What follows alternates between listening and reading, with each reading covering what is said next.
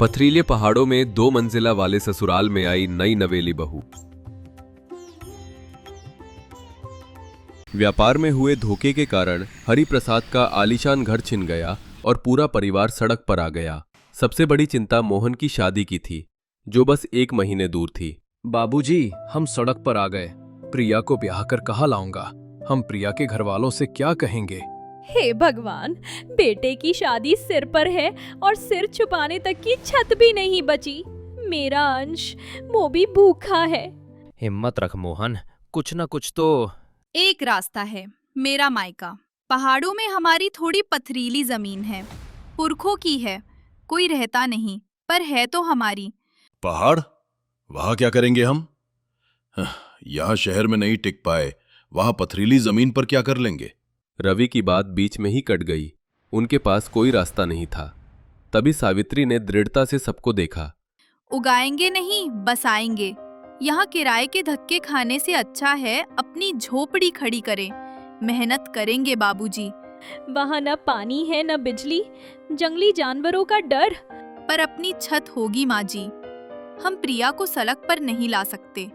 जो भी होगा हमारा अपना होगा। सावित्री ठीक कह रही है, हमारे पास खोने के लिए अब कुछ नहीं है। हम कल ही निकलेंगे। उसी रात वे परिवार वाले अपना बचा खुचा सामान एक पुरानी लॉरी में लादकर अपने अनिश्चित पथरीले भविष्य की ओर निकल पड़े। पहाड़ों का सफर उम्मीद से ज्यादा कठिन था। वे एक वीरान पथरीली जगह पहुंचे। गांव वालों ने उन्हें रात बिताने के लिए गाय भैंस की एक पुरानी कोठरी दे दी। कितनी ठंड है। अंश को देखो कैसे ठिठुर रहा है। माँ, बस आज रात की बात है, कल से हम अपना घर बनाना शुरू कर देंगे। बाबूजी, यहाँ तो हवा सीधी हड्डियों में लगती है। शहर की आदत जो है। अगली सुबह संघर्ष का असली चेहरा सामने आया। सबसे बड़ी समस्या पानी की थी, जो मीलों दूर एक झरने से लाना पड़ता था। सावित्री, मुझसे नहीं चढ़ा जाएगा। मेरे घुटने जवाब दे गए। खाने को भी क्या है यहाँ? बस थोड़ा और माँ जी। देखिए, आज इसकी सब्जी बनेगी। धीरे धीरे आदत पड़ जाएगी। जंगली साग? हम जो मखमल पर सोते थे। माँ जी, मखमल बीती बात है, अभी यही अमृत है। सावित्री ने सास को संभाला। दूसरी तरफ पुरुषों ने पत्थर हटाकर जमीन साफ करनी शुरू की। उनके हाथ जो कभी कलम चलाते थे, आज छिल गए थे। शहर की आदत जो है। इन हाथों से मशीनें चलाई हैं, आज पत्थर तोड़ रहे हैं। जब तक सिर पर छत नहीं आ जाती, यही हमारी नियति है। दिन हफ्तों में बदले। गांव के एक मिस्त्री की मदद से उन्होंने नींव डाली। सबने मिलकर मेहनत की और 1 महीने में पत्थरों को जोड़ जोड़कर एक मंजिल खड़ी कर दी। छत के लिए टिन की चादरें डाल दी गईं। वे अभी ठीक से बसे भी नहीं थे कि एक शाम मोहन, जो गांव के इकलौते पीसीओ से फोन करके लौटा था, परेशान सा आंगन में बैठ गया। क्या हुआ मोहन, इतना चुप क्यों है? प्रिया के घर से फोन था। वो लोग कह रहे हैं शादी की तारीख नहीं टल सकती। ठीक 15 दिन बाद मुझे बारात लेकर आना ही होगा। हे राम, बहू को कहाँ रखेंगे? ये 2 छोटे छोटे कमरे हैं, एक में हम, एक में तुम तीनों। नई बहू को कहाँ? मैं मना कर देता हूँ। हमारी किस्मत में ही बहू का सुख नहीं है। नहीं, शादी नहीं रुकेगी और प्रिया इसी घर में आएगी। हम एक और मंजिल बनाएंगे। 15 दिन में दूसरी मंजिल? ये पागलपन है बहू। हमारे पास ना औजार हैं, ना ही इतने पैसे कि मिस्त्री को रोज बुला सकें। जैसे पहली बनाई वैसे ही हम दिन रात एक कर देंगे। बाबूजी, नई बहू का कमरा बनेगा। हम खुद मिस्त्री बनेंगे बाबूजी। मोहन, हम रात को मशाल जलाकर काम करेंगे। हाँ भैया, प्रिया के आने से पहले छत डालनी ही होगी। माँ जी, इनसे हम पर्दे बनाएंगे। हाँ, ये मेरी माँ ने दी थी। बहू के कमरे में रखूंगी। अगले 15 दिन एक यज्ञ की तरह थे। परिवार में जैसे कोई शक्ति आ गई थी। सब दुगना काम कर रहे थे। उन्होंने दिन रात मेहनत करके दूसरी मंजिल खड़ी कर दी। सावित्री और शारदा ने पुरानी साड़ियों और जंगली फूलों से कमरा सजाया। ठीक 15वें दिन प्रिया ब्याह कर आ गई। डोली से उतरकर प्रिया ने जब बिना प्लास्टर का पत्थरों से बना 2 मंजिला घर देखा तो उसकी सांसें अटक गईं। ये उसके सपनों के घर जैसा बिल्कुल नहीं था। आओ बेटी, अंदर आओ, हमारा घर यही है। ये तुम्हारा कमरा है प्रिया। प्रिया ने कमरे में कदम रखा। छोटा सा कमरा, पुरानी साड़ियों के पर्दे, चूने से पुती दीवारें। उस सादगी में उसे इतनी ममता और मेहनत नजर आई कि उसकी आंखें भर आईं। ये बहुत सुंदर है माँ जी। अगली सुबह प्रिया के लिए कठिन थी। ठंडे पानी से नहाना, फिर सावित्री के साथ जंगल जाकर लकड़ियां बीनना, चूल्हा फूकना। चूल्हे का धुआं उसकी आंखों में ऐसा लगा कि आंसू रुक ही नहीं रहे थे। उसके मुलायम हाथ पहले ही दिन छिल गए। दीदी, ये धुआं मुझसे फूका नहीं जा रहा। आदत पड़ जाएगी छोटी। शहर की लड़की अब पहाड़ की बहू बन गई है। प्रिया ने अपने छिले हुए हाथों को देखा। उसे अपने शहर के गैस वाले चूल्हे की याद आ गई, पर उसने तुरंत खुद को संभाला। वो जानती थी कि ये अब उसकी हकीकत है। एक दिन जब वे दोनों लकड़ियां लेकर लौट रही थी, प्रिया की नजर जंगल के पीछे एक समतल जमीन पर पड़ी। दीदी, वहाँ देखिए, वो जमीन कितनी अच्छी है और पानी भी पास है। अगर हम वहाँ खेती करें तो। खेती? पर प्रिया, यहाँ जंगली जानवरों का बहुत डर है। हम बाड़ लगा देंगे दीदी। कब तक हम बस जंगली साग और गांव से उधार लेकर खाएंगे? अगर हम अपनी सब्जी उगा ले तो कितना अच्छा हो। प्रिया ने सादगी भरे घर और मेहनत से सजे कमरे को देखा तो उसकी आंखें भर आईं। वो सबकी मेहनत समझ गई और अगली सुबह से ही संघर्ष में जुट गई। प्रिया के आइडिया पर तुरंत काम शुरू हो गया। घर के पुरुषों ने मिलकर उस जमीन के चारों ओर पत्थरों और लकड़ी की मजबूत बाड़ बनानी शुरू कर दी। बाबूजी, हमने फैसला किया है, हम दोनों वापस शहर जाएंगे। नहीं, तुम दोनों चले जाओगे तो हम यहाँ कैसे रहेंगे? रहना होगा माँ। प्रिया और सावित्री भाभी ने हमें रास्ता दिखाया है। वे यहाँ खेत संभालेंगी और हम वहाँ से पैसे भेजेंगे। हम पाई पाई जोड़कर अपना घर वापस पाने की कोशिश करेंगे।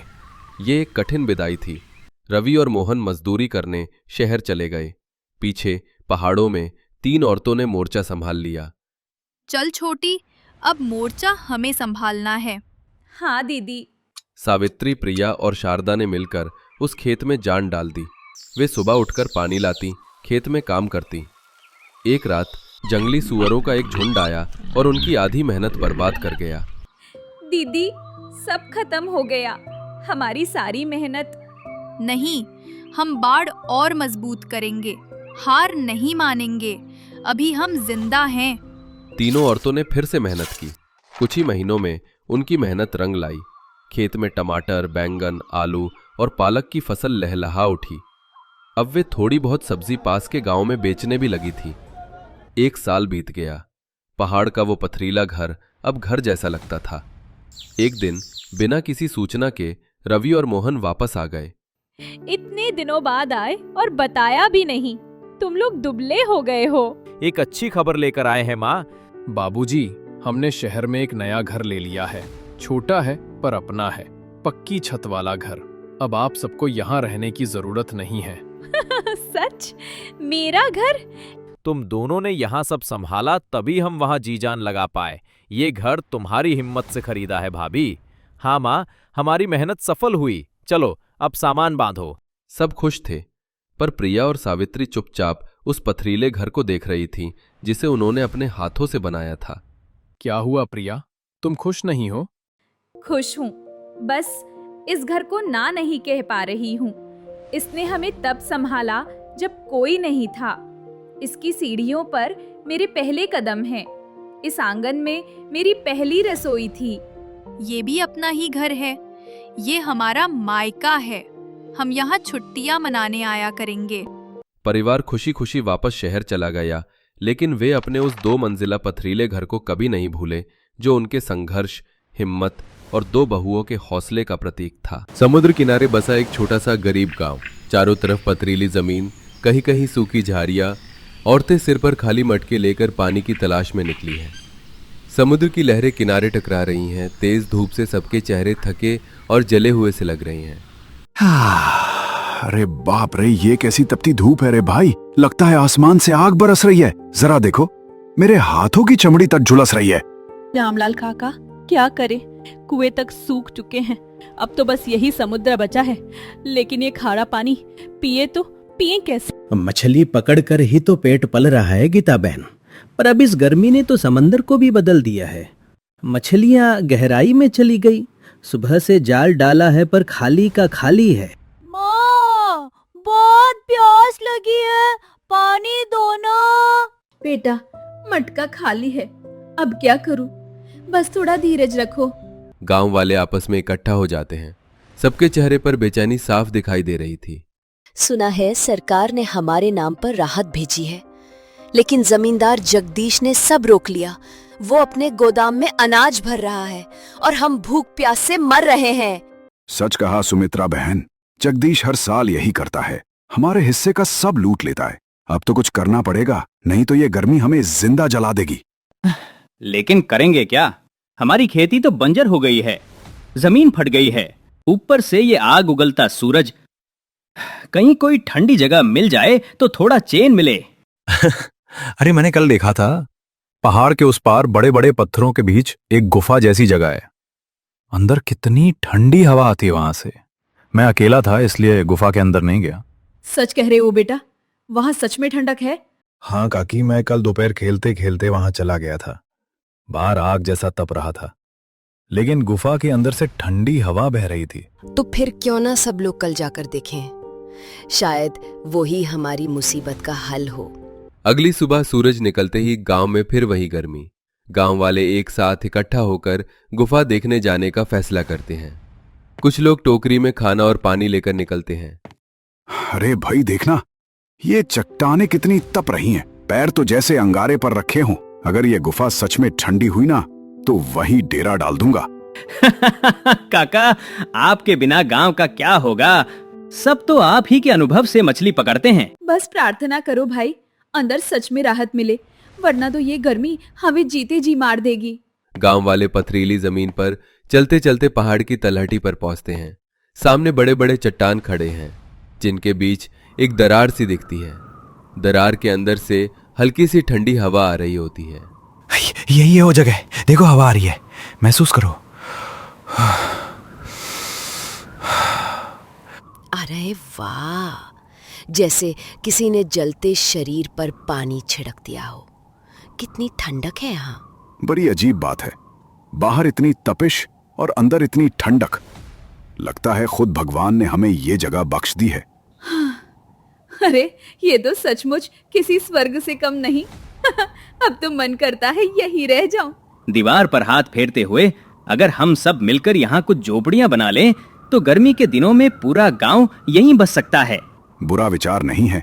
मछली पकड़ने के लिए तो समुद्र पास ही रहेगा और गर्मी से बचाव के लिए ये गुफा। हाँ, क्यों नहीं।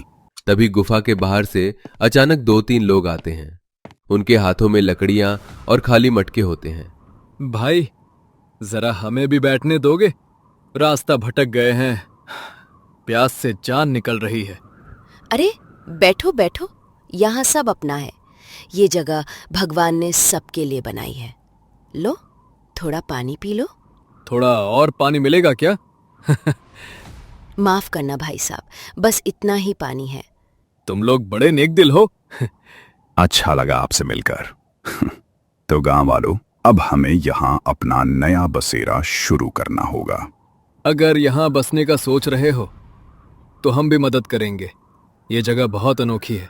तो तय रहा, अब इस गर्मी से लड़ने का एक ही रास्ता है। यही गुफा हमारा नया गांव बनेगा। दोपहर के समय गुफा के बाहर समुद्र की लहरें गूंज रही हैं। गांव वाले लकड़ियां, पत्थर और बांस जैसी चीजें लाकर गुफा के अंदर छोटे छोटे घर बनाने लगे हैं। बच्चे चारों ओर दौड़ रहे हैं और औरतें पानी भरकर लाती हैं। गुफा के अंदर ठंडी हवा से सबके चेहरे पर राहत है। अरे जल्दी करो भाई, छप्पर डालना जरूरी है, वरना रात में ठंडी हवा हड्डियां चबा जाएगी। काका, आप तो ऐसे बोल रहे हो जैसे पूरे गांव के इंजीनियर आप ही हो। अरे हम गरीबों के लिए तो जिंदगी ही इंजीनियरी है रे। हर दिन नया जुगाड़ करना पड़ता है। देखो बहनों, यहाँ रहना तो अच्छा लग रहा है, पर खाना कैसे बनेगा? आग जलाने पर गुफा में धुआं भरेगा। सही कह रही हो, धुआं अगर अंदर भर गया तो सबका दम घुट जाएगा। हमें आग जलाने के लिए गुफा के बाहर चूल्हा बनाना होगा। तो क्यों ना हम गुफा के मुहाने पर पत्थर का छोटा सा चबूतरा बना ले? उस पर चूल्हा रखेंगे, धुआं बाहर जाएगा और खाना अंदर लाकर खाएंगे। वाह, ये हुई ना बात। यही तो है मिलकर काम करने का मजा। अरे मैं भी मदद करूँगा, देखना मेरा भी घर सबसे बड़ा होगा। हाँ हाँ बेटा, पर पहले इतने बड़े हो जाओ कि पत्थर उठा सको। तभी गुफा के कोने से एक औरत चीखती है, अरे इधर देखो, दीवार से पानी टपक रहा है। सब लोग दौड़कर देखते हैं। दीवार से धीरे धीरे बूंदें गिर रही होती हैं। रामलाल पानी को छोटे से मटके में भरता है और उसे पीता है। अरे वाह, ये तो वरदान है। ये तो पीने वाला मीठा पानी है। भगवान की दया देखो, जिस जगह को हमने आसरा बनाया वहाँ खुद पानी का इंतजाम है। गांव वाले मिट्टी के बर्तन रख देते हैं ताकि पानी इकट्ठा हो सके। बच्चों के चेहरे पर खुशी छलक रही है। अब हमें कोई रोक नहीं सकता। यहाँ ना धूप का डर है ना भूख का। समंदर से मछली, दीवार से पानी और गुफा से ठंडक, यही होगा हमारा नया घर। सब लोग काफी खुश होते हैं। वहीं पहाड़ के नीचे खड़े जमींदार जगदीश को सब पता चलता है। उसके चेहरे पर शक और लालच दोनों है। ये गरीब लोग गुफा में नया गांव बसा रहे हैं। अगर यहाँ बस गए तो मछली और पानी का सारा फायदा उठाएंगे। मुझे कुछ करना पड़ेगा। गांव वाले समंदर से मछलियां पकड़कर वापस आ रहे हैं। तभी अचानक जमींदार जगदीश अपने गुंडों के साथ पहुंचता है। ओहो, तो ये माजरा है। यहाँ ऐश की बस्ती बस रही है और मुझे बताए बिना। ये जमीन मेरी है, समझे सब? जगदीश बाबू, ये जमीन किसी की नहीं। ये पहाड़ और ये गुफा तो भगवान ने बनाई है। इसमें सबका हक है। हक? अरे तुम जैसे गरीबों का क्या हक? ये इलाका मेरे नाम दर्ज है। यहाँ रहना है तो किराया देना होगा, समझे? हर महीने मछली का आधा हिस्सा मेरे गोदाम में जाएगा। हम भूखे प्यासे मर रहे हैं और तुम्हारा अभी भी पेट नहीं भरा। पहले ही हमारे हिस्से का अनाज दबा लिया, अब ये नई जगह भी छीन लोगे? बिल्कुल चुप। मेरे सामने जुबान चलाने की हिम्मत? अगर यहाँ रहना है तो मेरे कानून से रहना होगा, वरना सबको गुफा से खदेड़ दूंगा। जगदीश, हमें डराने की कोशिश मत कर। जब तक हम बंजर जमीन पर थे तब तक तू हमें दबाता रहा। अब जब हमें राहत की जगह मिली है तो तेरा लालच फिर जाग गया। याद रख, गरीब की हाय लग गई ना तो तेरा महल भी रेत की तरह बिखर जाएगा। ठीक है, बहुत अकल आ गई है तुम सब में। देखते हैं कब तक टिकते हो। गर्मी बढ़ेगी, तूफान आएगा, फिर भागते भागते यही लौटोगे मेरे पास। तपती दोपहर, आसमान लाल पीला सा हो गया है। पेड़ पौधे सूख कर झुलस चुके हैं। गांव के बाहर की बंजर जमीन पर दरारें साफ दिखाई देती हैं। दूर से रेत का तूफान उठ रहा है। अरे बाप रे, लगता है आज तो आसमान ही गिर पड़ेगा। इतनी धूल और गर्मी तो कभी नहीं देखी। सब बच्चों को अंदर कर लो। ये धूलांधी जानलेवा है, आंखें फोड़ देगी, सांस रोक देगी। गांव वाले दौड़ दौड़कर बच्चों और बूढ़ों को अंदर खींचते हैं। हवा तेज होती जाती है। समंदर की लहरें ऊंची उठने लगती हैं। बाहर के झोंपड़े और पेड़ उखड़कर उड़ने लगते हैं। तभी एक सरकारी गाड़ी भी पलट गई होती है। अरे भाइयों, वो देखो, वहाँ कोई गाड़ी पलट गई है।